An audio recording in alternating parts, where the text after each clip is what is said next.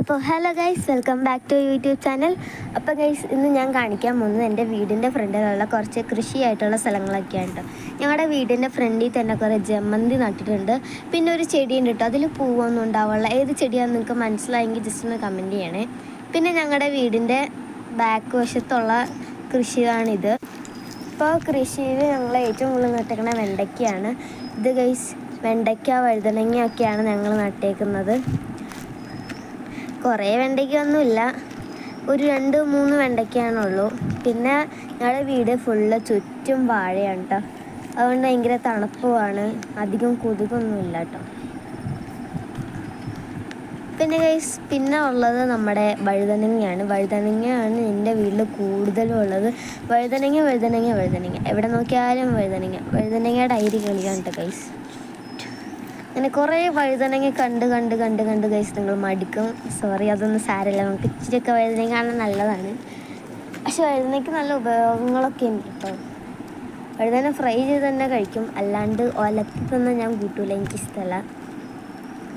ഇത് മൊത്തം വഴുതനങ്ങയാണ് കേട്ടോ ഗൈസ്. പിന്നെ ഇതാണ് നമ്മുടെ വഴുതനങ്ങയുടെ പൂവ്, ഒരു നല്ല പർപ്പിൾ കളർ പൂവാണ് കേട്ടോ ഗൈസ്, എനിക്ക് ഭയങ്കര ഇഷ്ടമാണ്. പിന്നെ ഗൈസ്, താഴെ ഒരു കുമ്പളങ്ങയിലൂടെ വെള്ളിരിക്ക എടുക്കുന്നുണ്ടായിരുന്നു. ഇത് ഗൈസ് എൻ്റെ കയ്യിൽ ചെറുതായിട്ടൊന്ന് തെന്നി താഴെ വീണു.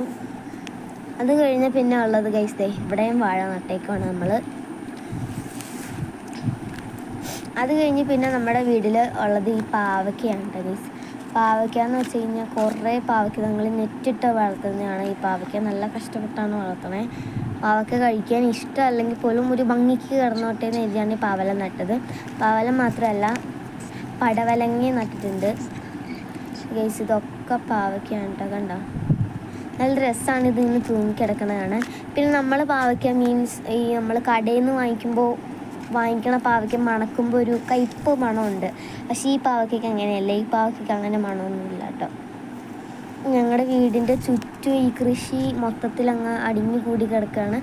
പാവയ്ക്ക ഞങ്ങൾ മൊത്തത്തിൽ നട്ടേക്കണ പാവയ്ക്ക, വെണ്ടയ്ക്ക, വഴുതനങ്ങ, പടവലങ്ങ, പിന്നെ വെള്ളരിക്കയാണ് നട്ടേക്കുന്നത്. ഞങ്ങൾ പാവയ്ക്ക നെറ്റ് വിരിച്ചിട്ടാണ് നട്ടേക്കുന്നത്. പിന്നെ ഞങ്ങളുടെ വീടിൻ്റെ ബാക്കിൽ പൈനാപ്പിൾ തോട്ടമാണ്. നിങ്ങൾക്ക് ചിലപ്പോൾ ഒന്ന് സൂക്ഷിച്ച് നോക്കിയാൽ കാണാൻ പറ്റും, ഫുൾ ഓഫ് പൈനാപ്പിൾ തോട്ടമാണ് കേട്ടോ.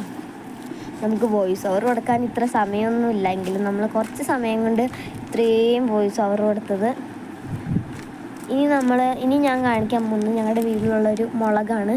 പക്ഷെ മുളകിൻ്റെ അവിടെ എത്തിയപ്പോഴത്തേക്കും മുളക് നിന്ന് പോയി. അപ്പോൾ ഇന്നേക്ക് ഇത്രയുള്ള. Love you and by.